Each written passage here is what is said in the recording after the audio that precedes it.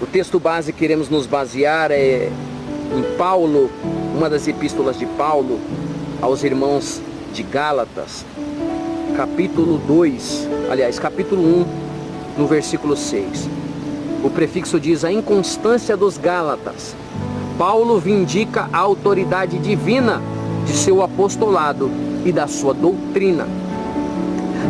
Maravilho-me de que tão depressa passeis daquele que vos chamou a graça de Cristo para outro evangelho, o qual não é outro, mas há alguns que vos inquietam e que querem transtornar o evangelho de Cristo.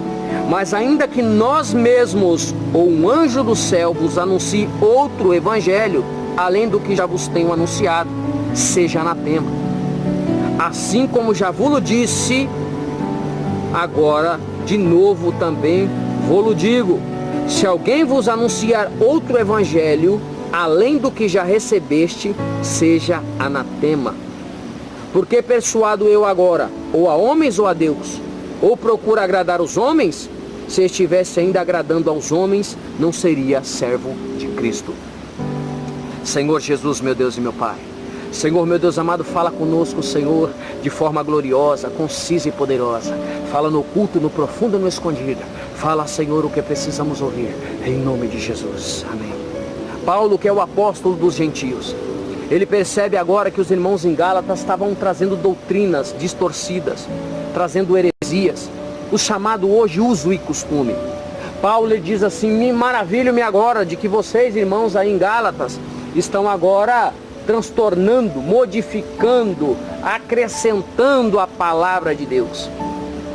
Aí eu vou te dizer que ainda que nós quem ele está dizendo? Ele mesmo, que Deus deu a doutrina para ele, Jesus deu para ele a doutrina. E ele ali falou com Timóteo, com Paulo. 3 anos depois ele vai ter com Pedro, que foi pregar a circuncisão.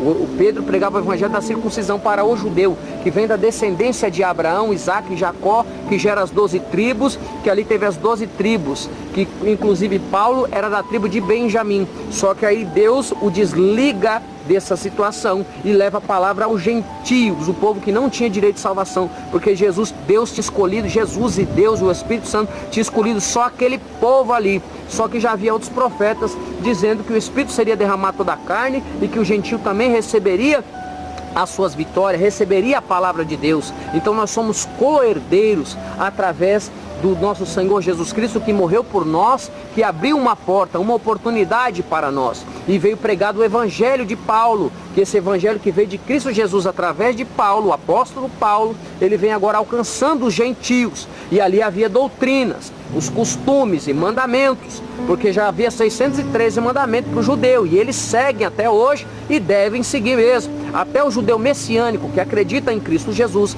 ele segue os mandamentos, não todos, inclusive o sábado eles não seguem, inclusive eles não fazem mais sacrifício de um cordeiro, de um animal para expiação do pecado, porque ele crê em Jesus, que Jesus levou o pecado, ele já morreu, aleluia, para o mundo, nasceu em Cristo e agora ele vai ser salvo, ele acredita nisso. Mas existem os outros judeus que não acreditam em Jesus, que acham que ele foi um herege, que fez bruxaria no Egito, segundo o Talmud, e está sendo queimado no excremento quente no inferno.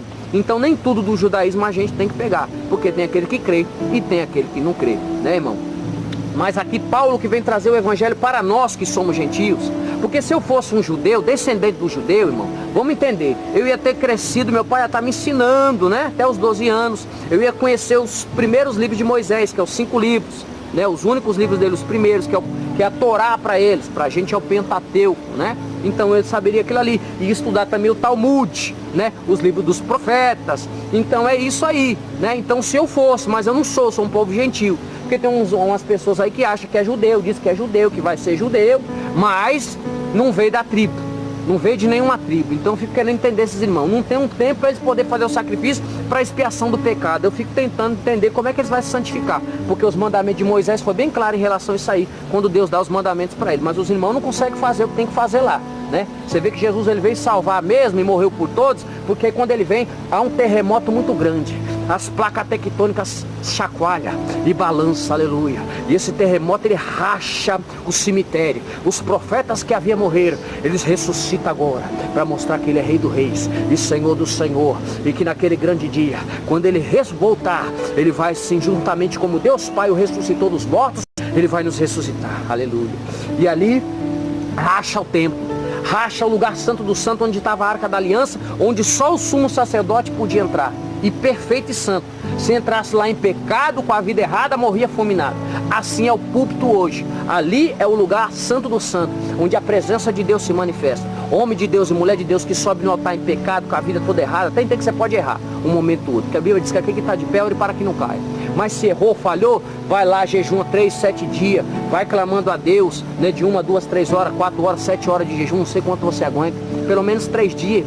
Confesse seu pecado a Deus, peça perdão a Deus, resista ao diabo e ele vai fugir de você. E aí você sobe no altar e aí você é canal de bênção. Porque se você sobe no altar em pecado, Deus te usa. Só que a casa está podre, está suja, está fétida. Ele vem, usa e sai fora, porque o pecado faz divisão entre Deus e o homem. Mas aí o diabo, como ele é sujo, ele já está dentro, ele vai falar também. Aí vai vir heresia, vai vir distorção, vai querer distorcer a palavra de Deus e vai trazer palavra mais de maldição do que de bênção. Então não seja você uma pedra de tropeço, não seja um vaso de desonra, seja um vaso de honra na presença do Senhor. E isso é com a busca incessante, é todo dia, a batalha é todo dia vem os pratos do diabo, todo dia vem a calúnia, a fofoca, o levante, o inimigo se levanta, mas você tem que continuar amando, orando e abençoando essas vidas.